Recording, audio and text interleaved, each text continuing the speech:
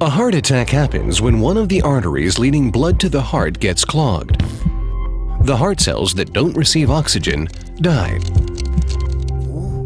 Most cells divide to compensate for dead ones. But heart cells do not, so the scar tissue caused by a heart attack is permanent, progressive, and impairs the heart's capacity to function.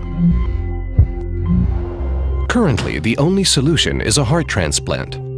But the waiting lists for donors are extremely long. Thus, about 50% of people who suffer a severe heart attack die of heart failure within 5 years.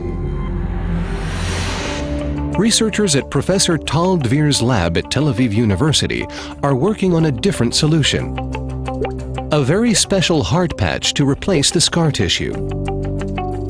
The researchers take fatty tissues from the patient's own body, remove the cells, and create a biocompatible scaffold from the extracellular material.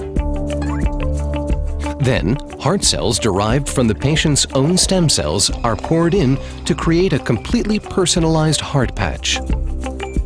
To improve the electrical activity of the patch, gold nanoconductors are embedded into the scaffolds. The researchers also use a 3D printer to engineer a patch which is composed of the patient's own biomaterials and contains blood vessel networks. One of the patch's greatest innovations is the integration of electronics to engineer a cyborg tissue.